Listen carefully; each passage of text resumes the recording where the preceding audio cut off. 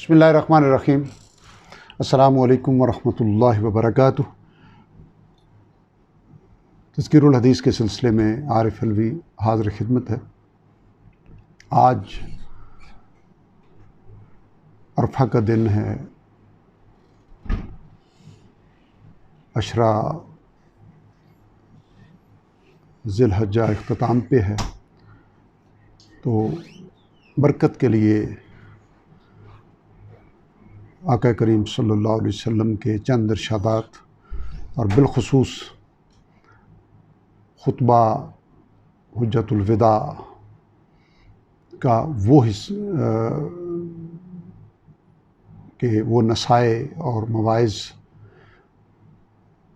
اپنی یاد دہانی کے لیے اور اپنے احباب کے سامنے رکھنے کی خواہش پیدا ہوئی۔ اللہم صلی علی محمد وعلی آل محمد کما تحب وترضی۔ سب سے پہلے تو دو روایات، ایک عشرہ ذی الحجہ پورے عشرہ کی فضیلت، اور ایک روایت یوم عرفہ یعنی 9 ذی الحجہ کے روزے کی فضیلت، دونوں کو امام ترمذی نے روایت کیا ہے۔ حضرت ابو ہریرہ رضی اللہ تعالیٰ عنہ سے روایت ہے کہ رسول اللہ صلی اللہ علیہ وسلم نے فرمایا کہ دنوں میں سے کسی دن میں بھی بندے کا عبادت کرنا اللہ تعالیٰ کو اتنا محبوب نہیں جتنا کہ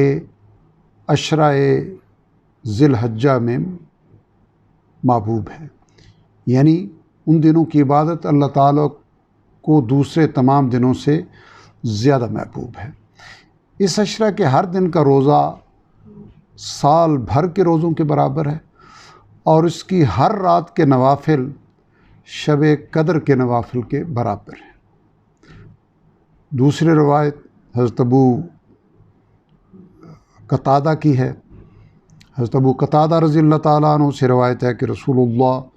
صلی اللہ علیہ وسلم نے فرمایا کہ میں اللہ تعالیٰ سے امید رکھتا ہوں کہ عرفہ کے دن کا روزہ اس کے بعد والے سال اور پہلے والے سال کے گناہوں کا کفارہ ہو جائے گا، یعنی 3 سال کے گناہوں کے کفارہ کی بشارت نبی کریم صلی اللہ علیہ وسلم نے ارشاد فرمائی۔ اب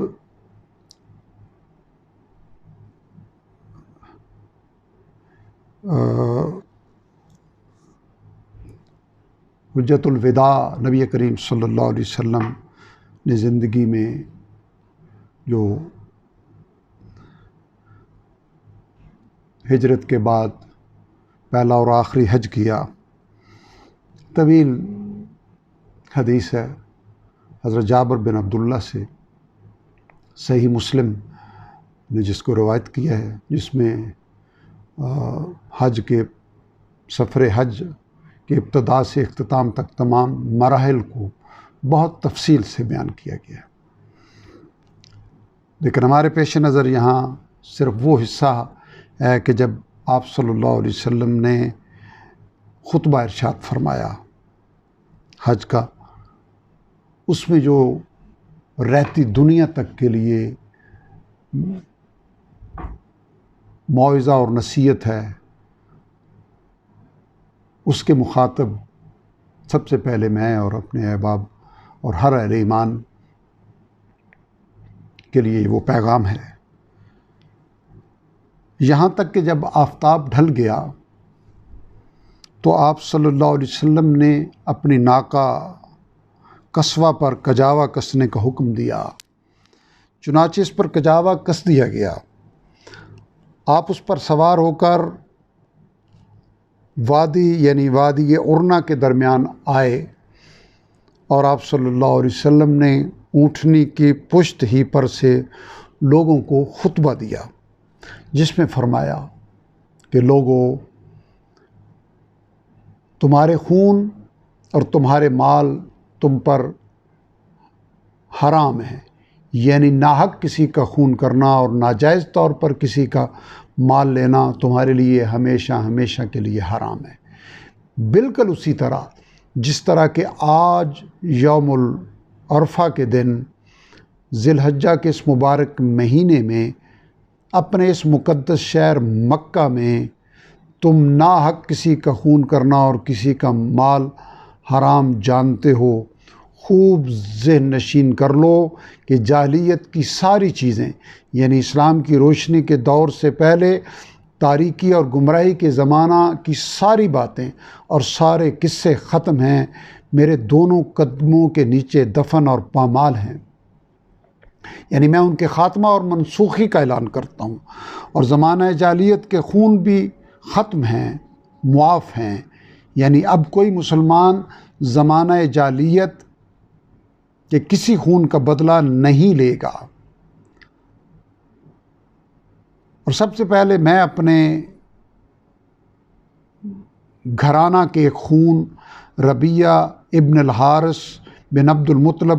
کے فرزند کے خون کے ختم اور معاف کیے جانے کا اعلان کرتا ہوں، جو قبیلہ بنی سعد کے ایک گھر میں دودھ پینے کے لیے رہتے تھے، ان کو قبیلہ حزیل کے آدمیوں نے قتل کر دیا تھا۔ یعنی حزیل سے اس خون کا بدلہ لینا ابھی باقی تھا، لیکن اب میں اپنے خاندان کی طرف سے اعلان کرتا ہوں کہ اب یہ قصہ ختم، بدلہ نہیں لیا جائے گا۔ اور زمانہ جاہلیت کے سارے سودی مطالبات، یعنی جو کسی کے ذمہ باقی ہیں، وہ سب بھی ختم اور سوخت ہیں۔ یعنی اب کوئی مسلمان کسی سے اپنا سودی مطالبہ وصول نہیں کرے گا۔ اور اس باب میں بھی میں سب سے پہلے اپنے خاندان کے سودی مطالبات میں سے اپنے چچا عباس بن عبد المطلب کے سودی مطالبات کے ختم اور سوخت ہونے کا اعلان کرتا ہوں۔ اب وہ کسی سے اپنا سودی مطالبہ وصول نہیں کریں گے۔ ان کے سارے سودی مطالبات آج ختم کر دی گئے ہیں۔ اور اے لوگوں، عورتوں کے حقوق اور ان کے ساتھ برتاؤ کے بارے میں اللہ سے ڈرو، اس لیے کہ تم نے ان کو اللہ کی امانت کے طور پر لیا ہے، اور اللہ تعالیٰ کے حکم اور اس کے قانون سے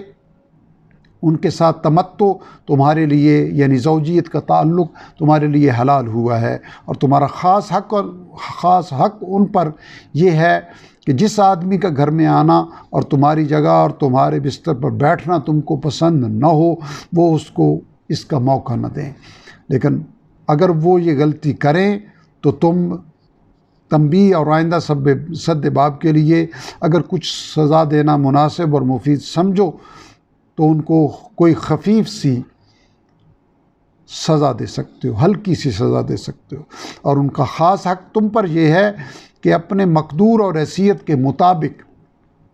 ان کے کھانے پہننے کا بندوبست کرو۔ اور میں تمہارے لیے وہ سامان ہدایت چھوڑ رہا ہوں کہ اگر تم اس سے وابستہ رہے اور اس کی پیروی کرتے رہے تو پھر کبھی تم گمراہ نہیں ہوگے، اور وہ ہے کتاب اللہ۔ اور قیامت کے دن اللہ تعالیٰ کی طرف سے تم سے میرے متعلق پوچھا جائے گا کہ میں نے تم کو اللہ کی ہدایت اور اس کے احکام پہنچائے یا نہیں، تو بتاؤ کہ وہاں تم کیا کہو گے اور کیا جواب دو گے؟ حاضرین نے عرض کیا، ہم گواہی دیتے ہیں اور قیامت کے دن بھی گواہی دیں گے کہ آپ نے اللہ تعالیٰ کا پیغام اور اس کے احکام ہم کو پہنچا دیے، اور رہنمائی اور تبلیغ کا حق ادا کر دیا، اور نصیحت و خیرخواہی میں کوئی دقیقہ اٹھا نہ رکھا۔ عربی کے الفاظ بڑے خوبصورت ہیں۔ قالوا نشہد انک قد بلغت وادیت ونصحت، اور اللہ تعالیٰ کو گواہ کر کے ہم بھی کہتے ہیں انک قد بلغت وادیت ونصحت، کہ اللہ کے رسول صلی اللہ علیہ وسلم نے بلا شبہ حق پہنچا دیا، پہنچانے کا حق ادا کر دیا، اور خیر خواہی کا حق ادا کر دیا۔ اے اللہ ہماری گواہی کو بھی قبول فرما، اپنی رحمتوں کے نزول کا ذریعہ بنا۔ اس پر آپ صلی اللہ علیہ وسلم نے اپنی انگشت شہادت آسمان کی طرف اٹھاتے ہوئے اور لوگوں کے مجمع کی طرف، یعنی یوں کر کے اور پھر یوں اشارہ کر کے، اشارہ کرتے ہوئے 3 دفعہ فرمایا اللہم اشہد، اللہم اشہد، اللہم اشہد، یعنی اے اللہ تو گواہ ہے کہ میں نے تیرا پیام اور تیرے احکام تیرے بندوں تک پہنچا دیے ہیں اور تیرے یہ بندے اقرار کر رہے ہیں۔ اور اس کے بعد آپ کے حکم سے حضرت بلال نے اذان دی، پھر اقامت کہی اور آپ نے ظہر کی نماز پڑھائی، اور اس کے بعد پھر حضرت بلال نے اقامت کہی اور آپ نے عصر کی نماز پڑھائی۔ حدیث چونکہ سفر حج کا تفصیلی بیان تھا، ہم نے صرف متعلقہ حصہ برکت کے لیے کہ اس خاص عشرہ کی برکات میں سے اللہ تعالی ہمیں بھی حصہ عطا فرمائے، اس طویل روایت کو، حضرت جابر بن عبداللہ کی طویل حدیث کو معارف الحدیث نے صحیح مسلم کے حوالے سے نقل کیا ہے۔ رب ذوالجلال اپنی رحمت و کرم سے ہمیں عشرہ ذی الحجہ کی برکات اپنی رحمت و کرم سے عطا فرمائیں، اور آقا کریم صلی اللہ علیہ وسلم نے آخری حج میں جو وصیتیں، جو احکام امت کو دیے ہیں، جس سے مخاطب قیامت تک آنے والے اہل ایمان ہیں، اللہ کریم ہمیں ان پر عمل کرنے اور ان کو آگے پہنچانے کی توفیق عطا فرمائیں، اور ہمیں آقا کریم صلی اللہ علیہ وسلم کی سچی محبت اور سچی اتباع اور حوض کوثر پر ان کے دست اقدس سے جام عطا فرمائے، ان کی شفاعت عطا فرمائے، اور جنت میں ان کی ہمسائیگی اور ان کی ہم نشینی میں پروانہ رضوان رب ہمیں عطا کرنے کی سعادت عطا ہونے کی سعادت عطا فرمائے۔ وآخر دعوانا الحمد للہ رب العالمین۔ اللہم صلی علی محمد وعلی آل محمد کما صلیت وسلمت وبارکت ورحمت وترحمت علی ابراہیم وعلی آل ابراہیم انک حمید مجید۔